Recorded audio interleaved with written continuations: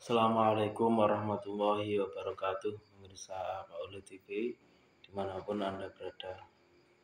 Berikut ini akan saya tunjukkan perkutut hitam temani milik saya sendiri. Ini yang saya dapatkan dari Watu Gempal, Tuban. Di Watu Gempal itu nama suatu daerah, juga ada alasnya. Ini perkutut langka yang warnanya sangat hitam sekali. Mungkin kalau kita punya perkutut kalung tepuk itu tidak terlalu hitam. Saya sendiri juga sering mendapatkan Majapahit atau yang lain-lain. Tapi untuk yang satu ini warnanya hitam, yang di mitosnya katanya bisa menolak barang-barang yang gaib yang ingin menyelakakan kita. Katanya bisa menolak santet. Katanya, tapi belum ada pembuktiannya.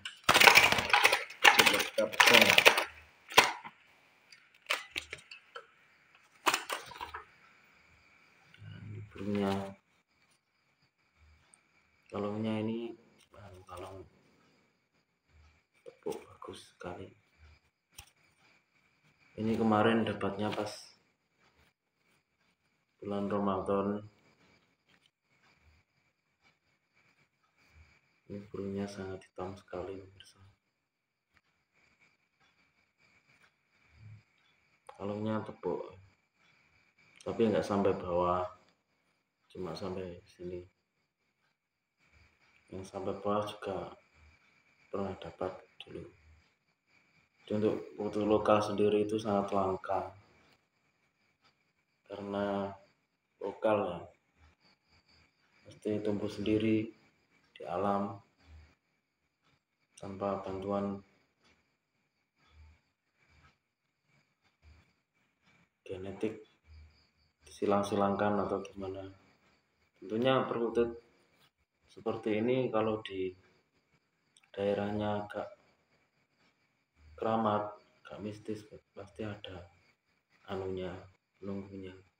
Dan ada yang mengikuti, tapi nggak semua burung pasti ada yang mengikuti. Kadang burung meskipun tidak katurangan atau katurangan yang kelas-kelas teri misalkan, yang umum itu juga ada, karena tempatnya yang mungkin terkenal keramat.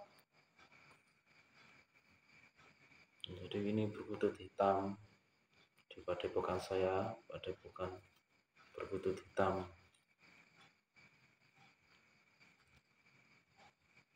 Jadi untuk para pemirsa Pauli TV, kalau untuk aturannya sendiri bermacam-macam. Saya sendiri juga heran sekarang. Karena apa? Burung itu waktu masih dulu belum ada di Tuban, maksud saya belum modern seperti sekarang. Dulu burung itu adanya di hutan-hutan.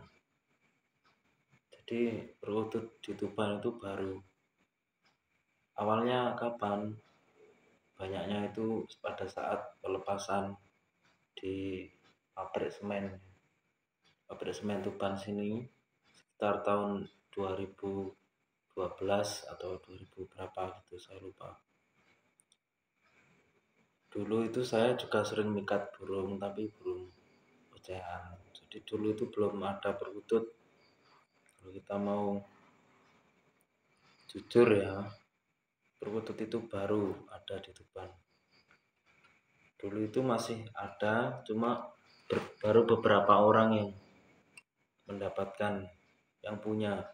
Misalkan orang kaya atau apa biasanya orang-orang mampu ya, bisa membeli perkutut. Karena perkutut sendiri konon katanya juga mahal. Ada yang ditukar sama sapi, sering orang tua-tua terdahulu bercerita. Jadi perkutut itu di Tuban dahulu itu dilepaskan lalu berkembang biak sampai sekarang ini, sampai banyak mungkin di daerah lain juga banyak, karena Pluto itu migrasi mestinya pergi jauh ya, tidak cuma di daerah itu saja. Di Pluto itu mungkin di sana-sana juga ada pelepasan, jadi karena Pluto ini mudah berkembang biak jadi banyak ya. Pluto itu sangat mudah sekali berkembang biak. Misalkan anaknya masih kecil itu sudah berkembang biak lagi, sudah telur lagi. Misalkan baru nangkring ya sudah bertelur yang betina. Saya sering kalau nyolok perkutut itu menjumpai yang seperti itu. Jadi perkutut tidak mungkin punah ya, sulit untuk punah. Yang anehnya itu dulu pas dilepaskan kan perkutut biasa saja, tidak ada yang katuranggan, apalagi yang hitam atau yang putih atau yang udan emas. Tapi sekarang kok ada, itu wallahu alam bisawab. Nah, mungkin ingin membuktikan bahwa di buku di primbon itu ada, misalkan gini, ada perkutut surung derajat atau buntel mait atau satria penayungan.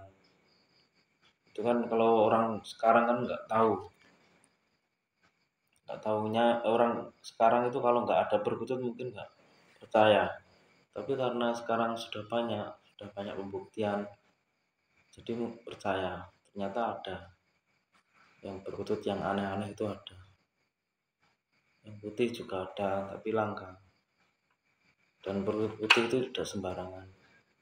Pasti banyak yang mengikuti dari bangsa jin.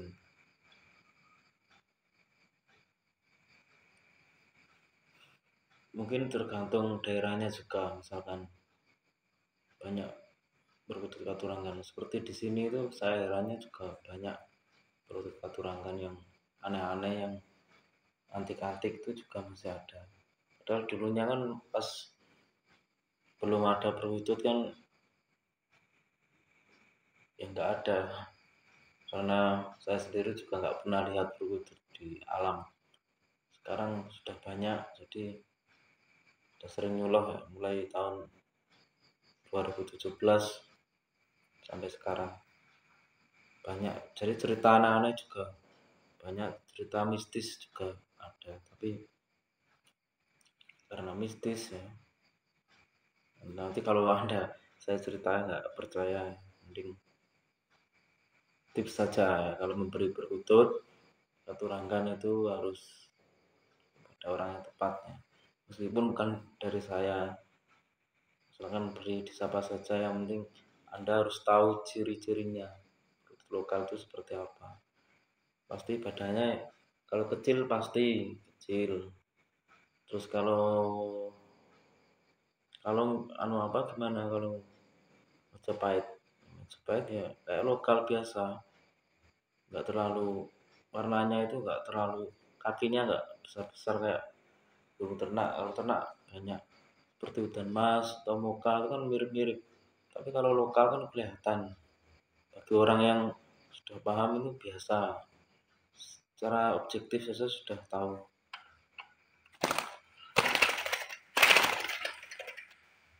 Aduh, ini untuk katurangan sendiri itu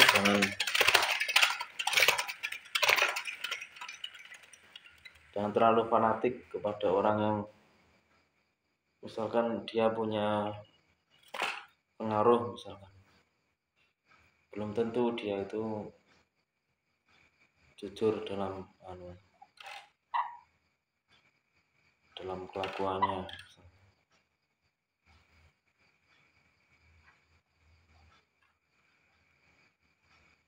Mestinya yang paham tentang katurangan itu orang-orang penyuluh secara secara bentuk fisik, tapi karena penyuluh itu banyak yang bodoh, yang kurang paham.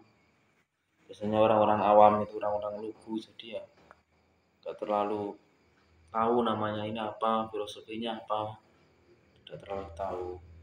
Nah itu dimanfaatkan orang-orang sekarang pandai-pandai membuat YouTube misalkan ada orang yang berpengaruh misalnya bilang ini lokal padahal nggak lokal, itu mestinya kalau kalian terlalu fanatik pasti percaya tanpa meneliti, tanpa tahu ciri fisiknya atau gimana. Misalkan beli silver atau beli berbutut dan emas, Majapahit, itu langka mestinya berbututnya. Tidak sembarangan orang bisa dapat.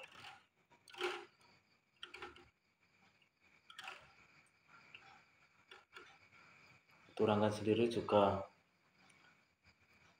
biasanya burung baru dapat. Kadang juga ada yang dari kecil sudah dirawat lalu baru muncul keturangannya. Banyak yang seperti itu. Kalau saya itu biasanya kalau untuk yang baru dapat yang langsung saya jual, itu saya nggak mikir suaranya, ya, saya jual katurangannya.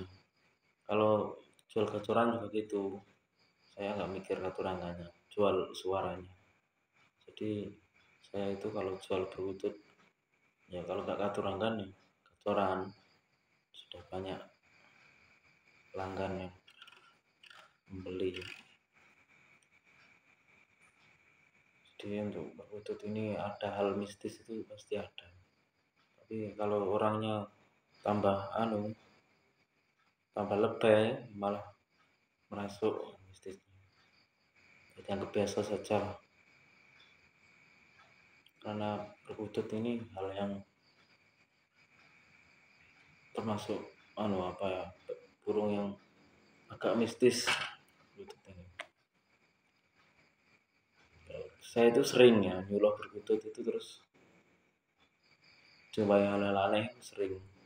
Misalkan nyuloh berkutut terus malamnya diimpeni apa karena nyuloh dari daerah itu. Kadang ada dari berkututnya sendiri. Teman saya banyak yang diteror, kadang ya dijumpai makhluk-makhluk halus. Misalkan nyuloh sendirian misalkan, terus di belakangnya ada selebat bayangan atau bulu kuduknya merinding, setelah toleh ternyata ada genderuwo, itu juga ada.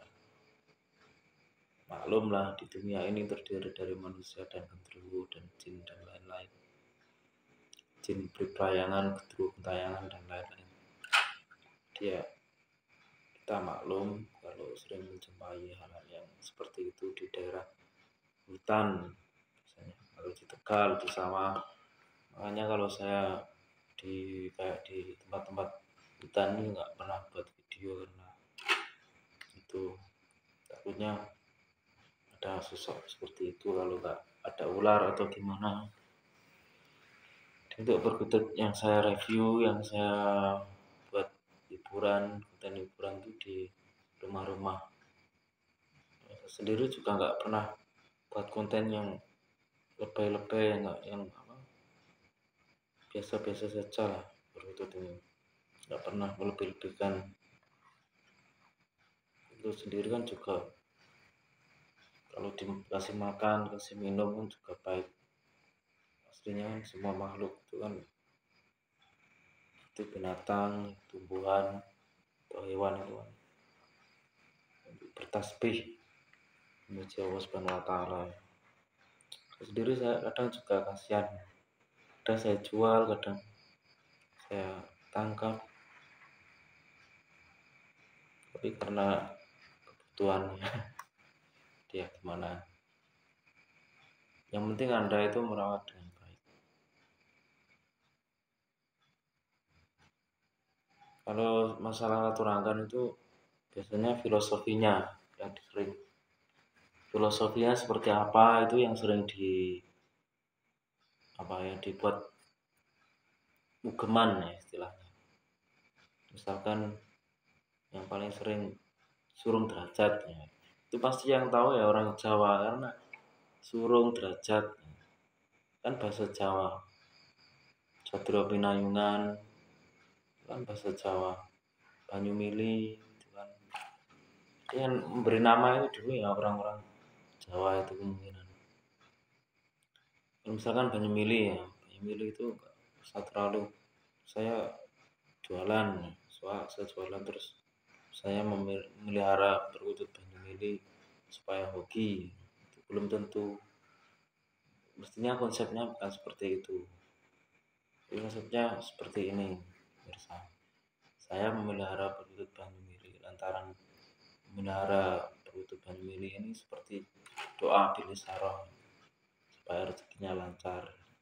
Mintanya tetap mestinya isaroh ya, cuma isaroh kan ada, doa Bilisaro itu ada. Kalau orang Jawa pasti sering. Orang Jawa itu kalau doa Bilisaro itu yang paling sering. Jadi nggak paham tuntunan, nggak, orang-orang itu kan nggak, Jawa itu nggak pandai seperti orang-orang yang berpendidikan sekarang. Jadi mereka dahulu itu yang mengikuti saja, tapi yang dilakukan semuanya adalah ajaran Islam. Jadi langsung perilakunya kalau orang Jawa. Padahal nggak ngerti maksudnya ya, banyak. Misalkan kalau orang tradisi ulang dahulu itu kalau ada orang yang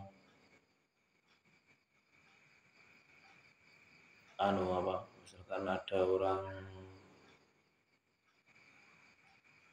mau memiliki anak misalkan bayi itu, kalau bancaan itu kan selamatan itu kan kadang ada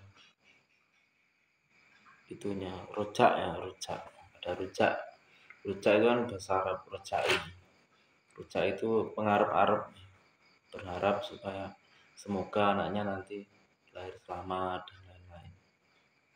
Kalau contoh Nabi sendiri, Nabi Muhammad SAW juga pernah menyentuhkan doa Bilisaro itu kayak misalkan waktu Nabi Muhammad melaksanakan sholat istiqo kan surbannya dibalik, disarutkan supaya yang asalnya kemarau supaya cepat hujan.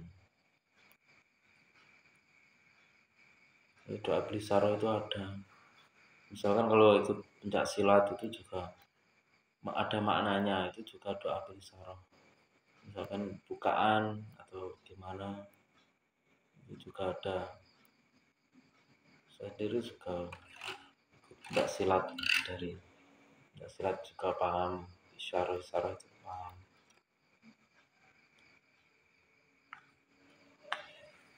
Perkututnya hanya wasilah, nggak usah terlalu diberlebihkan. Doa Bilisaro saja. Ya, perkututnya itu yang biar mendoakan. Bukan karena perkutut kita menjadi tapi perkututnya ini bisa disuruh mendoakan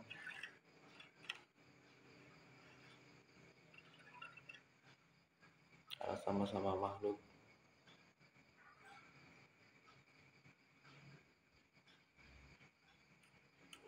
Ya, cukup sekian pemirsa. Saya akhiri. Wassalamualaikum warahmatullahi wabarakatuh.